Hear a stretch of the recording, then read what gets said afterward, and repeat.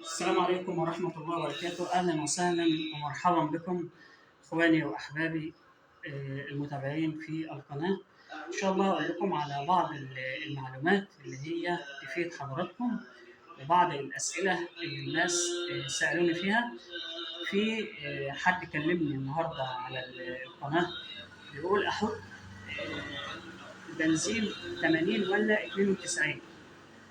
البنزين ال80 كويس وال92 كويس، بس بيبقى مميز شويه ان هو بيبقى كويس على الموتور وكويس على اجزاء الموتور الداخليه لان ما بيبقاش فيه شوائب. تمام. طبعا الزيت البنزين ال92 هو غالي، مثلا جنيه ونص او 175 قرش، مش فلوس بالنسبه لل 82.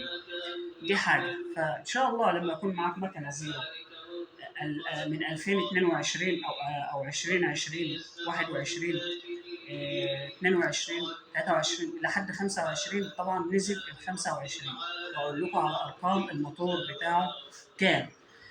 ال 92 كويس لجميع المكن الزيرو. تمام. لو انت المكنه بتاعتك قديمه شويه مش مشكله، حط لها 80. وبالنسبه للناس اللي بتتكلم على موضوع الزيت، الزيت يا جماعه لازم يبقى مثلا 50 على 20. تمام. اذا كان هافولين او الموبل او الشيل، ولازم يكون 40. تمام. دي بالنسبه للزيت. لو انت عايز تجيب زيت اعلى من كده مش مشكله، عندك ال 40 على 10. ال 40 على 10 زيت كويس، بس الريتل بتاعه بيعمل 260، بس بينزل على كيلوهات اكتر من 1500 ل 1600 ل 1800 كيلو. ده بالنسبه للهافولين او اي زيت بيبقى سعره فوق ال 260 جنيه. ده بالنسبه للزيت.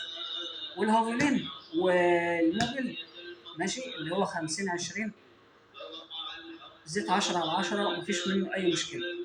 طبعا اخواننا اللي بيتابعونا على القناه 95% من اللي بيتفرجوا على الفيديوهات اللي بنزلها بخصوص الموتوسيكلات 95% مش مشتركين في القناه، واللي مشتركين في القناه مشاهداتهم اقل من اللي مش مشتركين. فاحنا بنقول معلومات.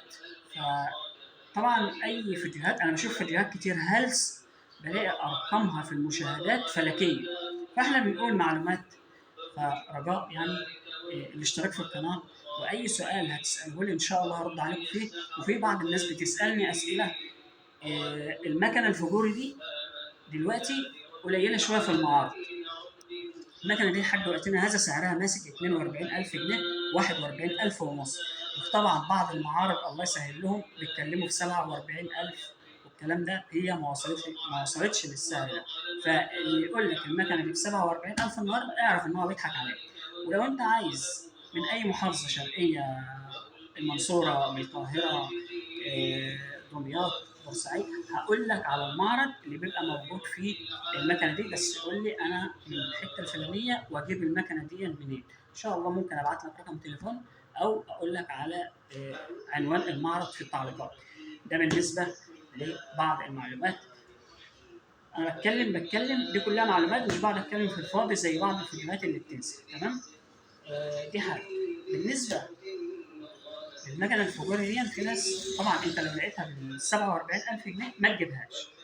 جيب المكنه الهوجن 4 ابو حواء الاصلي. تمام. المكنه دي هتعمل لها حوالي 43000 ونص، وبعض المعارض بيبيعوها ب 45000. تمام. دي بالنسبه لموضوع الهوجن. طيب الهوجن اللي هو ال 25، انا عايز اعرف ان هو 25 اعرفه ازاي؟ اعرفه ان الموتور اللي بيبقى مكتوب عليه 11 5 3 ده موديل 25، والشاسيه بيبقى مكتوب عليه حرف الاس لباقي رقم الشاسيه. اما بالنسبه ل 2024 الموتور بتاعه 11 5 2. وبالنسبه للموتور ال 19 اللي هو الفحر البارز الاسود 19 2. الفحر البارز الفضي 11 5 11 5. تمام. ده بالنسبه للمكن الهوجن. بالنسبه للمكنه الهوجن ال 2022 اللي كل الناس بتتكلم عليها وتقول لك المكنه قديمه وافضل حاجه، هي مكنه كويسه 2022 بس بنسمع لها اسعار عاليه جدا. بس طبعا احنا عندنا البارز وعندنا الفحر اللي نزل جديد، كل المكن ده اصلي وماشي حاله. ولو انت جبت مكنه اللي هي المصري الفرز الثاني وحافظت عليها ومشيت بما يرضي الله وشقلباظات ورفع الاحسنه والكلام الفاضل اللي الشباب الوسخ بيعمله، تمام، معلش سامحوني. انا بكره جدا لما بلاقي زفه او الاقي موتوسيكلات والاقي منظر مش عاجبني ويمسكوا طبعا الجبين من هنا كده ويلفوا المكنه قبل ما يكون غلط على المكنه، او انت بتفسخ فيها ما هو غلط على الموتور ده، انت بتحرق. فبلاش موضوع بس انا تجيب مكنه تشتغل بيها وتاكل بيها عيش وتقضي بيها مشاويرك. سبحان من سخر لنا هذا، تمام، سبحان من سخر لنا هذا ان احنا نشوف وسيله مواصلات سهله بتقدم لنا مصالحنا. واتمنى ان انا ما اكونش طولت عليكم. برضه المكنه دي فيها حاجه كويسه، المكنه فيها وصله يو اس بي، تمام، اوريها لكم برضه علشان حضراتكم تبقوا ايه عارفين. بسم الله الرحمن الرحيم.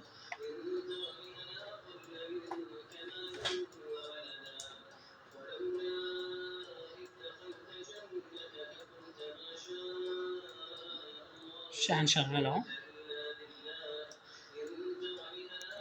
تمام، الشاحن شغال اهو، هنا بيعد اهو. فدي ميزه كويسه، بس ما فيش طبعا الحامل بتاع الموبايل. لو انت مثلا في مشوار ولا حاجه والتليفون فصل منك شحن فتقدر انت تشحن، دي حاجه. المكنه دي بس مشكلتها في الانذار. الانذار طبعا بيبدا هون. المشكله في ال 2024 الانذار بتاعه بيبقى عايز يتعمل له تعديل. تمام، ايه هو التعديل ده؟ يعني ان تروح للكهربائي يظبط لك، لان طول ما هي احنا فاصلين الانذار طبعا لان الانذار بيعمل صوت عالي. فتروح للكهربائي ان هو يظبط لك، يشوف لك وضع الكهرباء بتاعها ايه اللي يظبط الانذار بتاعها. تمام، ده بالنسبه للمعلومه بتاعت الشحن. في برضه بعض الناس حبايبنا اخواننا بيجوا، انت لو راكب مثلا زوجتك او مراتك راكبه وراك، يا ريت نخلي بالنا من الموضوع ده يا جماعه. انا امبارح صورت فيديو كانت العلبه دي متشاله علشان كنا بننضفها والكلام ده، واحنا ركبناها تاني. المكنه لو فيها علبه زي كده انت ما تشيلش هم، لكن لو معاك مكنه هوجن السير بتاعها باين، عفوا الجنزير بتاعها باين او الترس الخلفي، يا ريت نخلي بالنا يا جماعه. والله العظيم في ناس في المستشفى بسبب موضوع الجنزير ده بيروح لافف على العبايه، بيروح شادد اللي وراك موقعه على الارض. فدي مشكله كبيره جدا جدا نخلي بالنا منها ونركز فيها. تمام، دي حاجه. تاني حاجه، في بعض الناس، بسم الله الرحمن الرحيم، هوريك بس حاجه كده، تعالى كده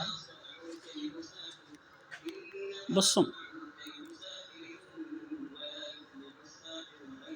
اي رساله من دي نلاقيها على الفيس يا ريت ما نجريش وراها، لان دول ناس حراميه.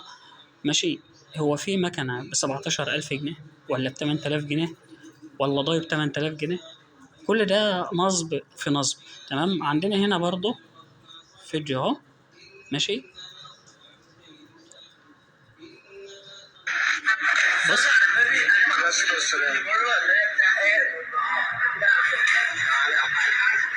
هنوقف الفيديو بس. اللي بيتكلموا على الفيديو دول دول صحاب معرض انا عارفهم، تمام، بس في ناس سرقه الفيديو ومنزله رقم تليفون للحجز والاستعلام. طبعا اللي منزلين الفيديو دول مالهمش علاقه بالنصب اللي مكتوب ده، بس هم الحراميه بيسرقوا الفيديو. تمام، يقول لك احنا عندنا مكنه ب 5000 جنيه. ايه اللي هو يعني مكنه ايه؟ يعني مكنه ب 5000 جنيه؟ ده لو مكنه لوت مرور ما بتبقاش بال 5000 جنيه. لو مكنه لوت مرور ما بتبقاش بال 5000 جنيه. فالناس دي الناس محترمه اللي بيتكلموا في الفيديو، اما اللي كاتب الكلام ده فده برضه شغل ايه، نصب في نصب. فنخلي بالنا يا جماعه من الكلام ده عشان خاطر محدش يقع في الفخ ونيجي تحول فلوس، تحول فلوس. الموضوع ده يعني نصب في نصب، ومفيش ان انت تحول فلوس لحد من الناس دي يقول لك ابعت لي 500 جنيه شحن عشان خاطر ابعت لك المكنه والباقي عند الاستلام. الكلام ده بص، حالات ما خصوص خالص.